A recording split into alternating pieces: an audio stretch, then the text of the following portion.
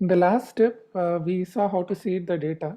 In this step, what we are going to do is we are going to create a GitHub repository, and we are going to push the backend code to that repository so that it's safe and we can maintain it there and share with other people in our team, for example. So first of all, we need to make our project itself a Git project. So this project that we have, I'll stop the server. And I'm inside the project folder, by the way. I'm inside server, which is actually the server folder. Right. So we'll make this a Git repository. We'll ask Git to track the files for us. So it's a Git init. So that Git will start tracking our files. It'll keep a track of what changes we make. Then you can see there are a lot of files that Git is tracking, 1000 plus. That's because we have included the node modules right now. Also, it's being tracked. We'd like Git to ignore it because node modules is not uploaded or usually not tracked by Git because all the dependencies are already sort of mentioned here, and anybody can get to know what a project depends on and install it by running npm install command. So we will git ignore it. Now you can write a file called .git ignore to do it, and there's a specific format in which you can specify what files you need to ignore. But there is a node package which will help you to easily create git ignore files for various kinds of programming or various kinds of technologies that you use. For example, if you're building a Node.js project, it is well known that there'll be node modules folder. So it will create a file which ignores node modules. So to do that, you have to npm install. We can install it globally so that we can use it across many of our projects. This tool is called git ignore. The tool itself is called git ignore. So npm install -g git ignore, and that will take some time. Now it's installed. So once it's installed, you can run git ignore and tell what kind of project you're creating, node. So this has to be run in your project folder.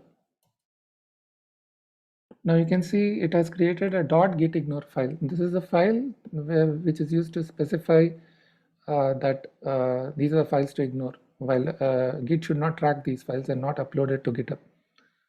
So you can see it's already mentioned node modules here.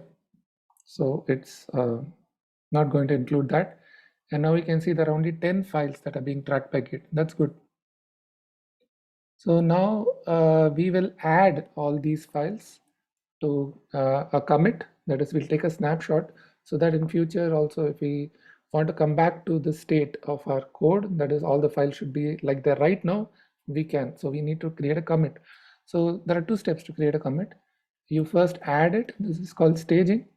So git add dot, which means add all the files that you're tracking in this folder, in this project folder where we are. Currently we are in the project folder. So it's added all the 10 files. You can use git status to check that. Yes, it's basically added all these, including .git ignore. That's important. So after that, after running git add dot in our project folder, we will create a commit, git commit, and we need to give a commit message, -m for message, and it's the first commit, we can say. So now it's taken a snapshot. We can check git status again. So nothing more to commit. We have already taken a snapshot, and git log will give us the list of commits, the history of commits, and you can see there's already a commit. So now that we have committed it locally, we have taken a snapshot, so we can push the snapshot, this current commit, to GitHub. So GitHub is a place where we can push our Git code, code tracked by Git, so that we can share with our teammates. So we'll go to GitHub. So I trust you all have accounts on github.com. If not, you should create one. So now that you are here, you will have to create a repository, a new repository, once you're logged in. So you can create, so let's say fs full stack deployment demo and deployment demo. And this is the backend or server. Okay, I'll make it public. If you want, you can choose to keep it private so that nobody else can see. And create. And we have already run these steps actually. We have initialized a Git repository, we have created a commit. So and we don't want to create another branch. By default, the branch will be called master. I'll stick to that. If you want to create another branch, you can do, but I'll stick to master. So this is a step which I have to start with, which is to tell that this local GitHub repository that we have created on your computer should be tied up to github.com repository. So this does it, git remote add origin. So origin is just a name you're giving for the GitHub repository. It's just a name you're giving. You can call this anything. Generally, it's called origin.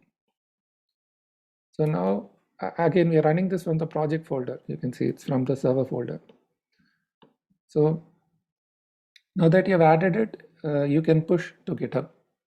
So we'll say git push -new origin master. So we're saying whatever code we have right now in our branch, which is actually local master, pushing it to GitHub, that is origin master branch. So this also ties up our local master branch to GitHub's master branch, the GitHub repos master branch. So we have pushed it. Yeah, now it's pushed. Now if you refresh here, you will see the files here. So with this, we have completed the third step, which is our local changes are now tracked by Git, and we have pushed it to a GitHub repository.